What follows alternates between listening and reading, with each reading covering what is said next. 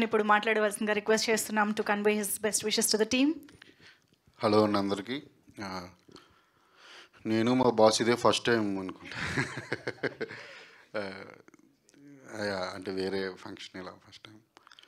కొంతమందికి అంటే ఓషో, రంగనాయకమ్మ, ఆర్జీవి ఇటువంటి వాళ్ళకి చావు ఉండదు.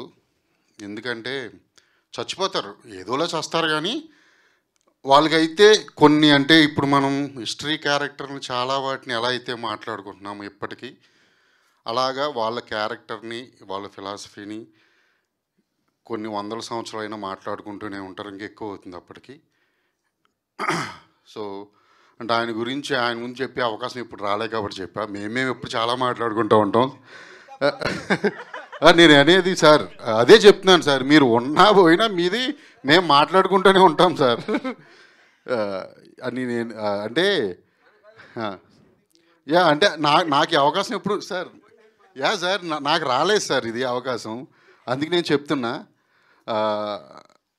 సో ఆయన దగ్గర వర్క్ చేయడం అనేది నా అదృష్టం. నాకు నిజంగా RX100 అనే అవకాశం వచ్చిందంటే అందులో మేజర్ పార్ట్ నేను ఆర్జీవి అసిస్టెంట్ అని. ఓకే, నేను ఎలా తీస్తాననేది తెలియదు. వాళ్ళకి ఆర్జీవి అసిస్టెంట్ అనే వచ్చింది. నేనే కాదు, నాలాంటి వాళ్ళు చాలామంది ఉన్నారు, చాలామంది. మీకు అందరికీ తెలిసి ఇండస్ట్రీలో ఎవరున్నారు ఆర్జీవి అసిస్టెంట్లు ఇక్కడ కానీ బాలీవుడ్ కానీ, అందులో నేను ఒకరిని. Thank you sir. అలాగే డిమాండ్ కాలనీ విషయానికి వస్తే, నేను ఇంకా అప్పుడే ట్రయల్స్లో ఉన్న టైంలో డిమాండ్ కాలనీ 1 రిలీజ్ అయింది. ల్యాప్టాప్లో పెట్టుకుని ఎన్నిసార్లు చూసిన మూవీ లెక్కే లేదు. ఎందుకంటే భయం అనే ఒక థ్రిల్ని పొందడానికి రూమ్లో ఒక్కనే ఉండేవాడిని, నేను ఒక్కనే. ఆ సినిమా చాలాసార్లు చూసా. ఒక హాఫ్ ఆఫ్ ద మూవీ ఒక రూమ్లోనే జరుగుతుంది, నాకు బాగా గుర్తుంది. నాకు ఈ మధ్యన వచ్చి సురేష్ గారు ఇలా డిమాండ్ కాలనీ 2 తీసుకుంటున్నాను అని చెప్పిన వెంటనే తీసుకోమని చెప్పా.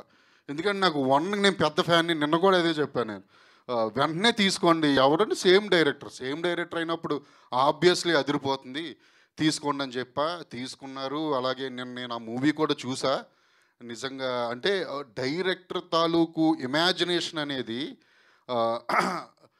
ఎలా పని చేయాలంటే, ఇమాజిన్ చేయగల డైరెక్టర్లు మాత్రమే విజువల్గా వండర్స్ సృష్టించగలరని నేను పక్కా నమ్ముతాను. అందులో ఈ సెకండ్ హాఫ్ అయితే అసలు ఆ సౌండింగ్, అందులో థియేటర్ మేము చూసిన విమల్ న్యూ ఓపెన్ చేశారని చెప్తున్నారు, మైత్రి సంస్థ. వాళ్ళ సౌండ్ ద్వారా సినిమా చూస్తే అసలు నెక్స్ట్ లెవెల్. మీరందరూ థ్రిల్ అవుతారు అనుకుంటున్నాను. ఆడియన్స్ అందరూ ఖచ్చితంగా వెళ్ళండి.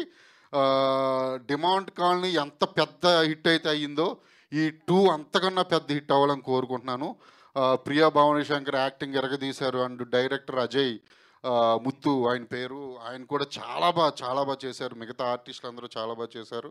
ఎస్పెషల్లీ మ్యూజిక్ అయితే అదిరిపోయింది. వీటన్నిటిని చూడడానికి కోసమైనా మీరు ఒకసారి థియేటర్కి వెళ్ళి చూడాలి, డిమాండ్ కాలనీ 2. అలాగే అందరికీ all the very best. Suresh గారికి, ఈ మూవీలో ఇన్వాల్వ్ అయి ఉన్న అందరికీ all the very very very best.